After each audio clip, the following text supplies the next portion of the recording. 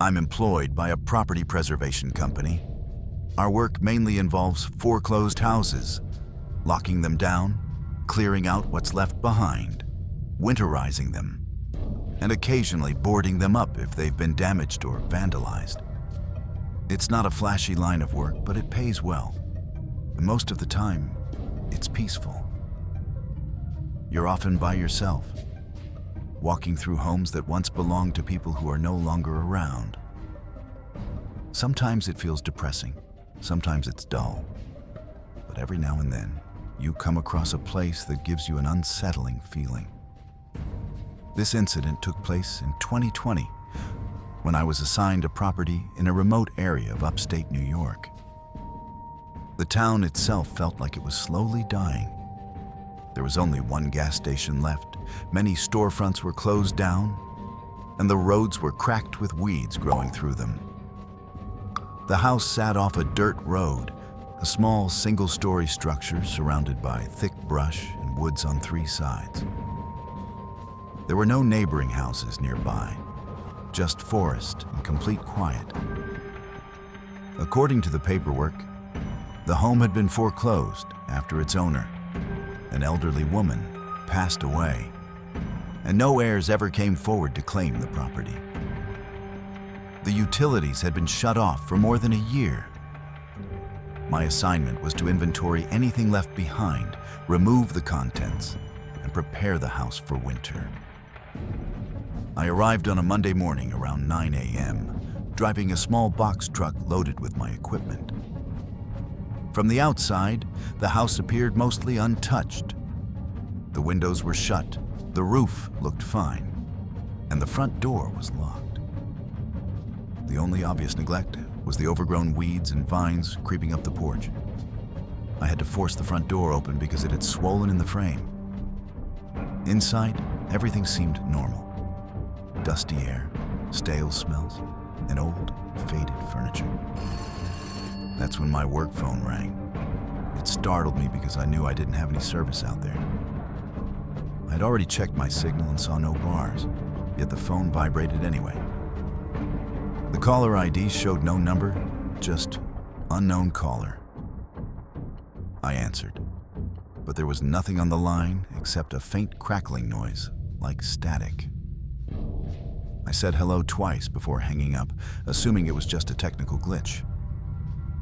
I went back to work. I always begin by taking photos of every room and item for documentation. The living room was packed with old furniture, lace curtains, framed artwork, porcelain figurines, and doilies. It reminded me a lot of my grandmother's house. In the hallway, there was a distinct smell. Not decay, but a mix of mildew, dust, and something faintly metallic. There were 3 bedrooms. One was almost completely empty except for a worn mattress lying directly on the floor. Another had clearly been used as a sewing room, with spools of thread scattered around and a dusty sewing machine sitting on a desk. When I looked closer, I noticed a cork board on the wall covered in newspaper clippings.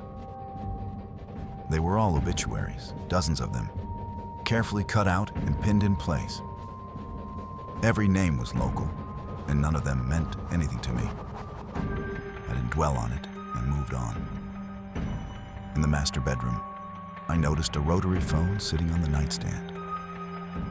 I paused for a moment because it had been years since I'd seen one. It was off-white, yellowed from age, with a long coiled cord. That phone should never have rung again. The landline had been disconnected long ago. Next, I headed toward the bathroom. That's when my phone rang again. Once more, it showed unknown caller. I hesitated this time before answering. I stepped back into the hallway and picked up the call. At first, there was silence. Then, after about 5 seconds, I heard a whisper. So quiet, I almost missed it. A voice said, "Don't answer the phone in the bedroom." Immediately after that, the call ended. I stood there completely still, my heart racing. The house was utterly silent. I checked every window, all of them still closed. There were no signs of forced entry and no one outside. My first instinct was to assume it was a prank. That would be anyone's logical conclusion. Maybe another crew member was messing with me, but no one else knew I'd be there that early. And once again, I had no signal. I glanced at my phone. One bar appeared briefly, then vanished again, like it was flickering in and out. I tried calling my supervisor, but the call wouldn't go through. At that point, I decided to finish as fast as I could. I started boxing up loose items in the living room, books, figurines, dusty glassware. But the entire time, I couldn't shake the feeling that I wasn't alone. I kept looking down the hallway, half expecting to see someone standing there. Then the phone rang again, but not my phone. It was the rotary phone in the bedroom. I could hear it clearly from across the house, its loud, mechanical ringing echoing through every room. That phone shouldn't have worked. The line was dead. There was no service. And yet, it rang like an old bell. I slowly walked down the hallway toward the bedroom, my cell phone still in my hand. The ringing continued. When I reached the doorway, I saw the phone on the nightstand. The receiver shook slightly with each ring. There was no way I was answering it. Eventually, the ringing stopped, and I carefully backed out of the room. I wanted to leave immediately, but part of my responsibility was to secure the house, and I still needed to inspect the basement. I almost walked away, but something pushed me to continue. Maybe it was stubbornness. Maybe I just didn't want to admit how terrified I was. The basement entrance was in the kitchen. I opened the door slowly and began descending the stairs with my flashlight. The steps creaked beneath my feet. The air smelled like mold and rust. Shelves lined the walls, stacked with old paint cans and broken furniture. In the far corner, I noticed a small table. Sitting on it was a cordless phone, a newer model, covered in dust. Beside it was a stack of yellowed notebooks. I picked one up and flipped through the pages. Each entry contained a name, a date, and a brief note. Lena H., July 3rd, 2019. Rang once, didn't answer. Carl M., September 12th, 2019. Picked up, warned him. There were dozens of entries just like that. I dropped the notebook immediately. My stomach sank as panic hit me all at once. I scanned the basement, suddenly terrified that I wasn't alone, that someone might be watching me from the darkness. I rushed back up the stairs, constantly looking over my shoulder, my heart pounding in my ears. I didn't complete the job. I drove straight back to the office and submitted my report. I didn't include every detail. I only told them the property seemed unsafe and possibly interfered with, maybe even occupied by squatters. They reassigned the job to another crew. 2 days later, I received a text from another worker, Mark, who had gone out there to finish the assignment. I hadn't told him what I experienced. His message read, "The phone in the bedroom with no service rang while I was there." What the hell? I immediately called his work phone. He told me he hadn't answered any phone inside the house because it scared him too badly. The following day, Mark quit without warning and never came back. He's not dead or anything. I eventually looked him up on Facebook and saw that he'd posted since then. But I never spoke to him again.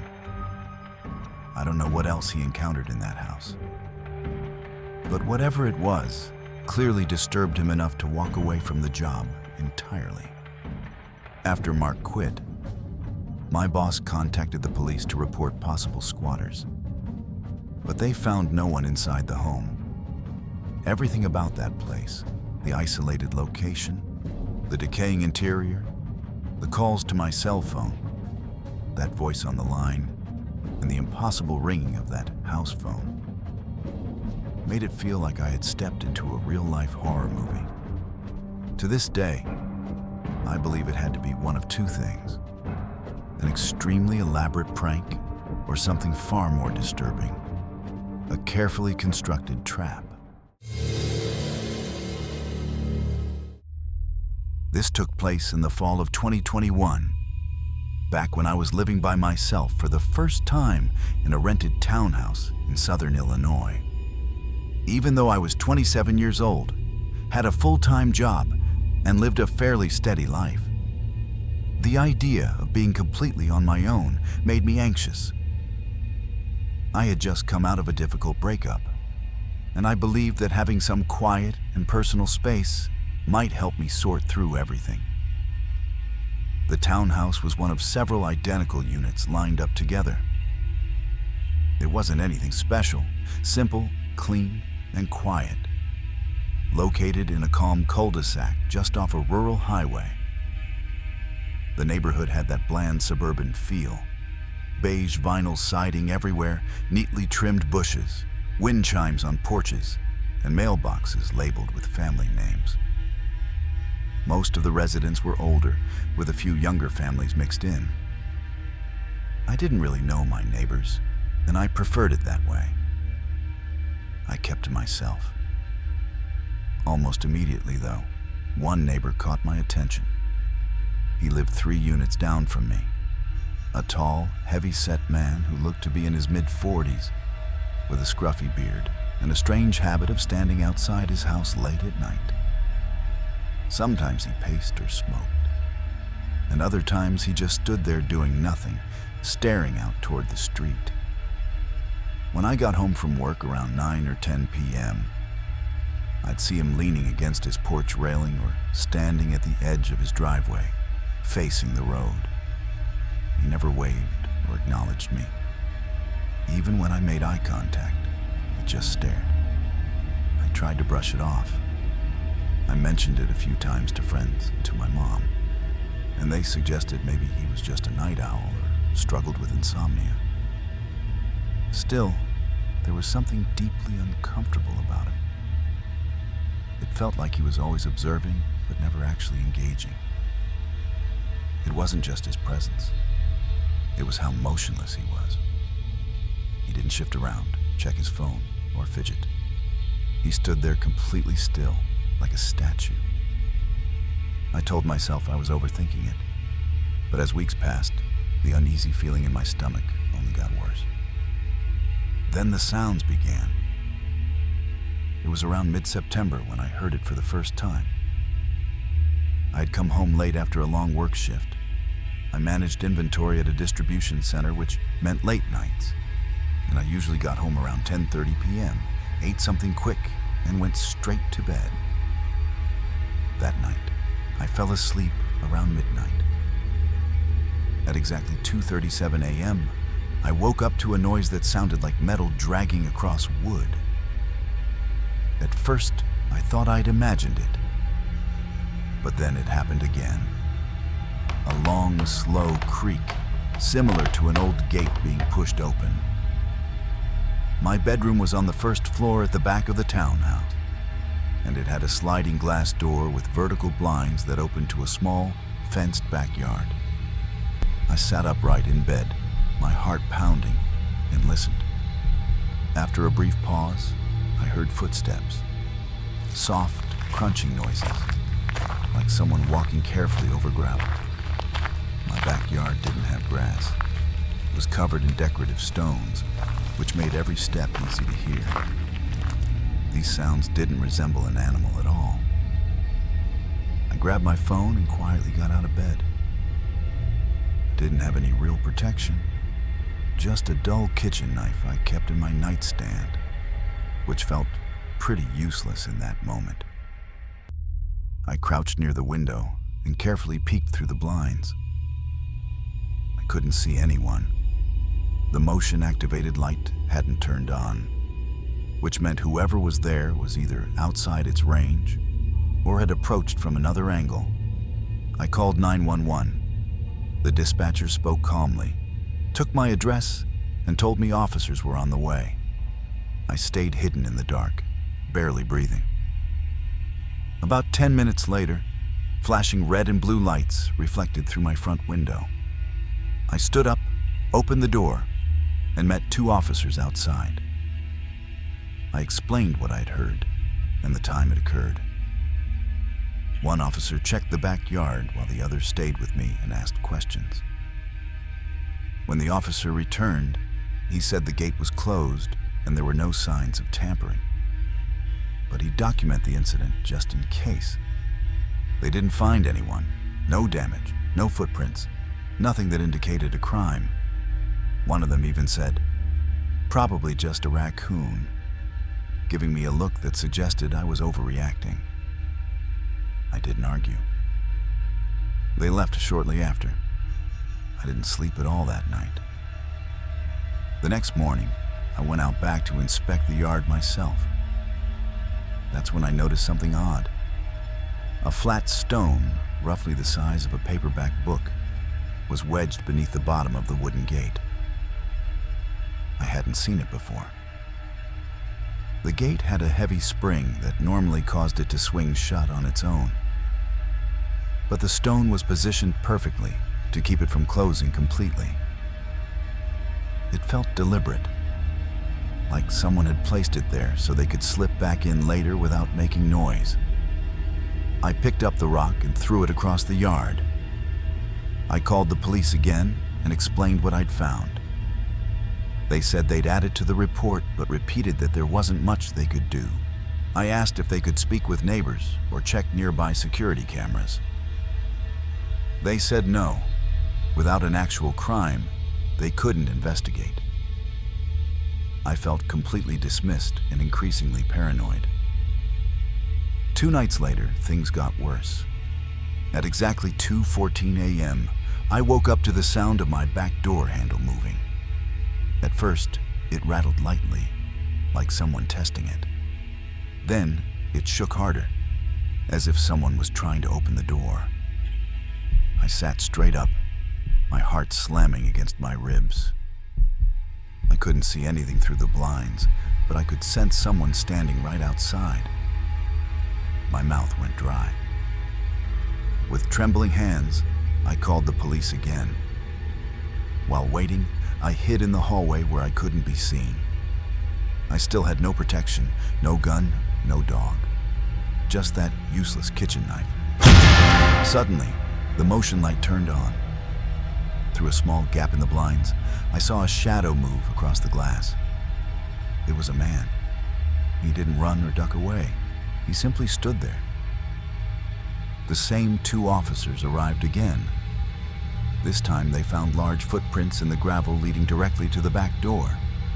Still, they said that since there had been no forced entry, there wasn't enough evidence to act on. They told me they'd increase patrols in the area and advised me to keep my doors locked. The following day, I installed security cameras, mid-range Wi-Fi models. One was mounted above the back door and another above the front porch. That night, I didn't sleep at all. I sat in the dark living room, watching the camera feeds on my phone. 2:14 a.m. passed with nothing happening. Then, at 2:23 a.m., the back camera activated. A man stepped into view. He entered through the gate with precise movements, clearly knowing how to avoid the motion sensor until the very last moment. He was tall and broad, wearing jeans, gloves, and a black hoodie pulled up over his head. He walked up to the door, looked straight into the camera, and smiled. A slow, stretched grin. Then, without breaking eye contact, he stepped backward and vanished into the darkness. I called the police again. They returned, watched the footage, and admitted that it was disturbing. But because he hadn't broken in, damaged anything, or visibly carried a weapon, they claimed there was still nothing they could do. They wouldn't even knock on the neighbor's door to ask about his doorbell camera. I begged them. They said they were powerless. That night, I packed a bag and stayed at a hotel. When I came back the next day, I found 4 muddy handprints on the glass door. Too high and too low, as if someone had crouched down and rested their hands there, watching inside. I moved out a week later. I broke my lease and lost my deposit. And I didn't care. There was no way I could spend another night there. The final thing that pushed me over the edge was a note I found stuffed into my mailbox on the day I left. It was handwritten on lined notebook paper in small, cramped letters. It read, "The cops leave, but I don't." I filed one last police report. The officer I spoke with that time looked genuinely shaken by the note. He said they would conduct a neighborhood welfare check, but it didn't matter anymore. I never returned. About a month later, I received a Facebook message from a woman named Kayla. She said she had moved into the unit after me. Her message read, "Hi, sorry to bother you. I think you used to live here. Did you ever notice someone in a black hoodie hanging around the backyard? I keep hearing footsteps at night. And last night, someone knocked on the glass door around 2 a.m. and just stood there." I never replied. I didn't want to know what happened after that. This took place in 2019. At the time, I was in my late 20s and living by myself in a rented house located in a calm neighborhood on the outskirts of town. It wasn't anything impressive. Just an older, single-story home with squeaky floors, thin walls, and a small backyard. Still, the rent was affordable, and it had a basement, which I used to store extra furniture, tools, and other belongings. I moved in during the spring, and for the first several months, everything was normal. The house had the usual oddities you'd expect from an older place. The pipes rattled when I used the shower, and one kitchen cabinet door constantly swung open on its own. None of it seemed out of the ordinary. The basement, however, was the one area I never liked. The entrance was in the hallway near the bathroom. The door was heavy and tended to stick when opening, and the light switch was inconveniently located halfway down the stairs. That meant you had to descend a few steps in complete darkness before you could turn the light on. The first time I went down there, I felt uneasy. Not outright terrified, but uncomfortable.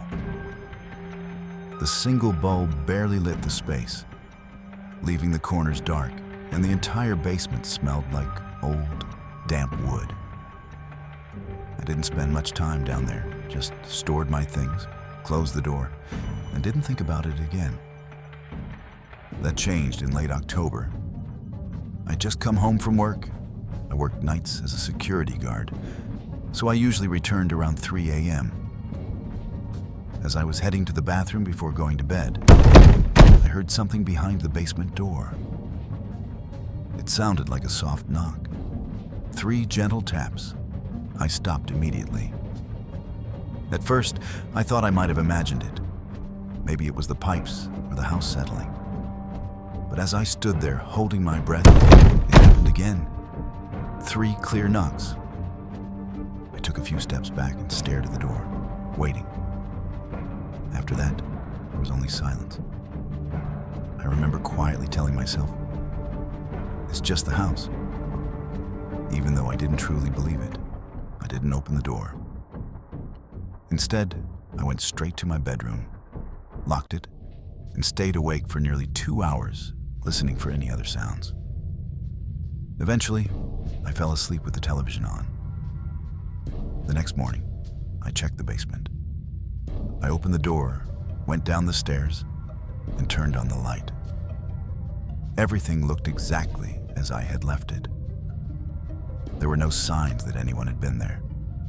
No footprints in the dust, no broken windows. I convinced myself it had been the house shifting, or maybe a small animal. I moved on. A few nights later, It happened again. This time, I was brushing my teeth in the bathroom when I heard the sound. It wasn't 3 taps, just one, but it was loud and forceful, as if someone had knocked hard with their knuckles against the basement door. I opened the bathroom door and looked into the hallway. The basement door was still closed. Nothing moved. The house was silent. I walked over and pressed my ear against the wood. At first, I heard nothing. Then, very faintly, I heard what sounded like breathing. Slow and steady, as if someone was standing on the other side, waiting. I backed away and returned to my bedroom, locking the door behind me. I called my landlord and told him that something strange was happening in the basement, and that I was worried someone might have gotten into the house. He sounded doubtful, but said he would come by to take a look. When he arrived the next morning, we went down to the basement together. He inspected the windows, the walls, and even the foundation. Nothing was damaged or broken. There were no signs of animals or a break-in. I didn't say much. I couldn't explain what I'd heard, and I didn't want to sound unstable. For about a week after that, everything was quiet. I started to believe that I had just been overtired or imagining things. I was working a lot after all. But then one night, around 2 a.m., I was sitting on the couch watching television when I heard the basement door creak. It wasn't a knock or a slam. It was the slow sound of hinges moving, like the door was gradually opening. I sat up and muted the TV. The sound continued, a long grinding creak. I walked down the hallway and saw that the basement door was wide open. I hadn't opened it in over a week. I hadn't even touched it. I grabbed a flashlight and slowly approached. I didn't have any kind of weapon, but I needed to know what was happening. I stood at the top of the stairs and shined the light downward.